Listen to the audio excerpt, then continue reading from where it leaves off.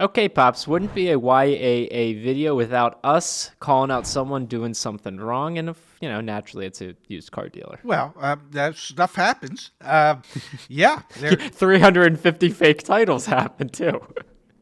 $4.3 million in fraud happened as well. But as staggering as those numbers might be, it's probably just the tip of the iceberg in the way of fraud in the automobile industry. But let's talk about this particular used car dealer. Where was he located again? Kentucky. Yeah, run us through what was going on with James Pinson, and then we'll have a broader discussion about just like fraud in the auto industry as well. Yeah, well, apparently, Toyota has had some issues with rust in trucks. And if a consumer owned the truck that had the rust issue, Toyota would pay a 50% premium over the wholesale value of that vehicle to the consumer for the inconvenience of having a truck that's rusting that shouldn't be. Yep. So this used car dealer had this bright idea. Brilliant, honestly, brilliant. Yeah.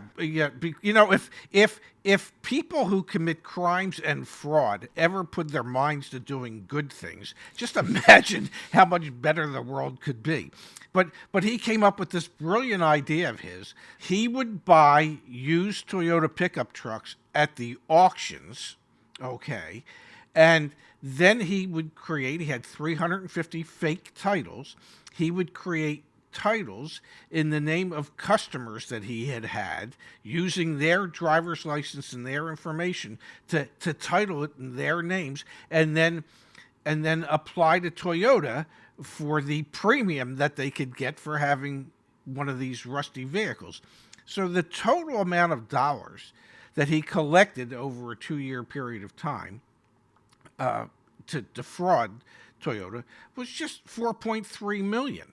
$4.3 million, okay, Yeah. of money that wasn't his. And some of that money he had to use to bribe service managers and other people to Who notarized the signatures on the checks? Yeah, and notarized signatures on titles. On the titles, Yeah, excuse me. it was very, it was a fairly well thought out plan until, well, it wasn't.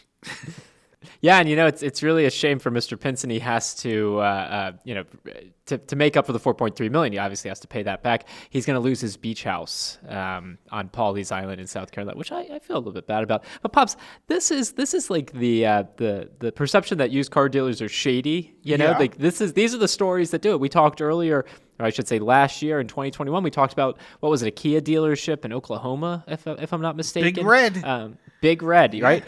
I forget, what were they doing? It was like if you had, they were faking down payments or overstating down, and they had all sorts of issues, and they ended up, the team there, the comptroller, the general manager, the owner, they all went to, well, they're all waiting for sentencing, but they're all going to go to jail.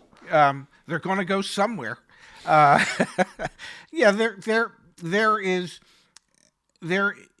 there's probably no more fraud in the automobile business than there is in any other business. There are an awful lot of Ponzi schemes in life. Bernard Madoff had the biggest, but just because he had the biggest doesn't mean that there weren't like thousands of little ones where people are getting taken advantage of.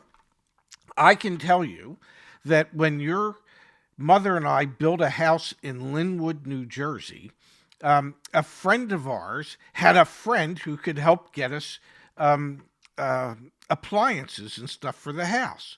And you would pay Ron and tell him what you want, and then what you wanted would suddenly show up. And I remember he always got deals. They were great deals. They were incredible deals. And I remember Mom and Pop bought a trip to Acapulco from Ron.